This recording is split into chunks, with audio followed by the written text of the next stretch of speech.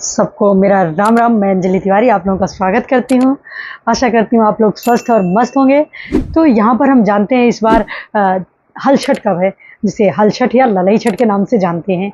और हमारी माताएं रहती हैं जिनके ये संतान के लिए रहा जाता है, जिनके पुत्र होता है, संतान होती है, उनके लिए रहा जाता है। तो हल छठ की कहानी जैसा कि मैंने डाला हुआ है, आप लोग सुने भी होंगे।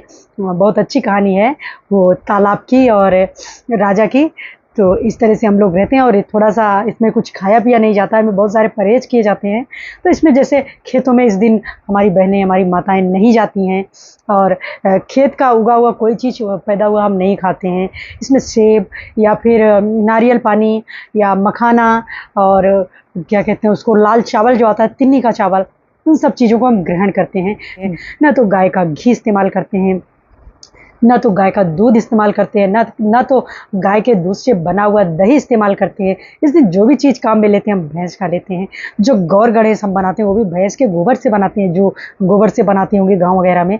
बाकी शहर वगैरह में तो हम सुपारी से गौर गणेश बना लेते हैं, जैसा कि मैंने बहुत बार बताया हुआ है। उसमें कलावा लपेट के, जैसे हमारे पंडित जी पूजा कथा वगैरह में बनवाते हैं, तो उस तरह से, क्योंकि गोबर ढूँढने हम कहाँ जाएँगे, और जो गाँव में हैं उन्हें तो आसानी से मिल जाते हैं।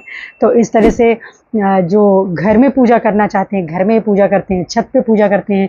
बहुत सारे लोगों के साथ नहीं करते हैं, अकेले करते हैं।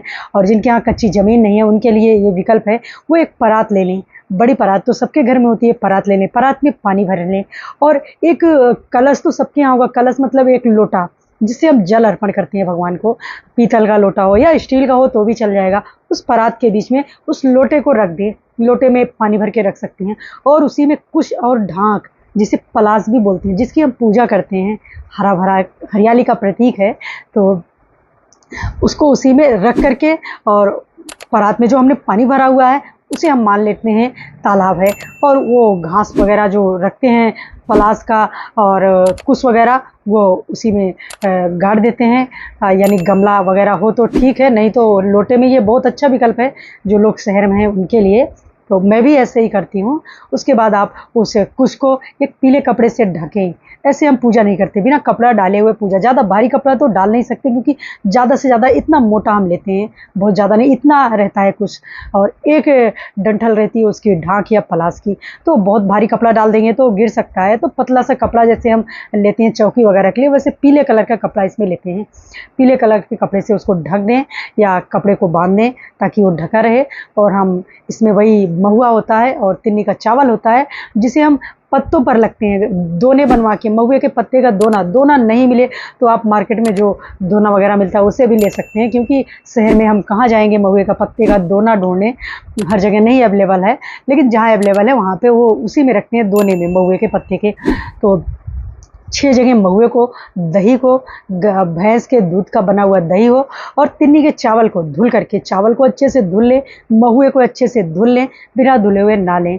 उसको 6 जगह रखते हैं थोड़ा थोड़ा, और उसमें हम सिंदूर को टीकते हैं। और जल जो भरे रहते हैं उसमें हम फूल चढ़ाते हैं, सफ़ेद फूल, लाल फूल, जो भी आपको मिल जाए। और दही डालते हैं, दूध उसी में चढ़ाते हैं, उसी को तालाब मान करके। और भगवान सूर्य को अर्घ भी देते हैं हम, कच्चा दूध वगैरह मिला करके, कुमकुम वगैरह मिला करके।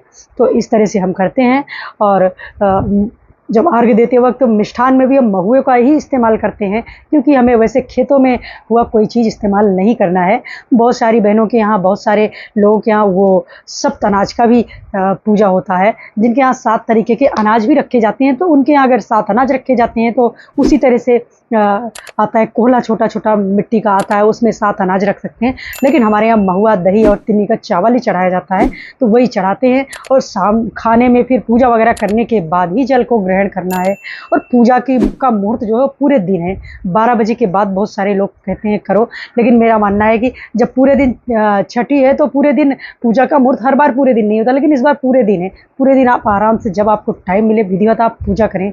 और बच्चों को फिर उसी पानी से छठियाया जाता है, हमारे यहाँ बोलते हैं छठियाना। तो उसी पानी से बच्चों के आँखों में थोड़ा लगाया जाता है, ऊपर छिड़का जाता है। ये छठ माता का आशीष होता है, आशीर्वाद होता है। तो इस तरह से हम पूजा करते हैं। उसके बाद हम जल वगैरह ग्रहण करते हैं। चाय वगैरह तो पीनी नहीं होती है, तो आप भैंस के दूध में ही छुहारा वगैरह उबाल के अपने हिसाब से देख कर सकते हैं, पी सकते हैं। और मखाने वगैरह भैंस के घी में फ्राई करके खा सकते हैं। सेला नमक तो हम खा ही सकते हैं। इस तरह से सेब वगैरह भी ले सकते हैं, पर केला वगैरह नहीं खा सकते हैं। और तिन्नी का चावल भी बहुत सारे लोग उबाल करके खा सकते हैं घी के साथ या भैंस के दूध से बने हुए दही के साथ। तो इन सब चीज़ों का विशेष ध्यान रखें। इसी के साथ मैं वीडियो का समापन करना चाहूँगी और आशा करती हूँ आप लोगों को वीडियो पसंद आई होगी और समझ में भी आ गया होगा। तो अगर अच्छा लगा है तो आप लोग प्लीज़ लाइक, शेयर और सब्सक्राइब करें। तब तक के लिए राम राम।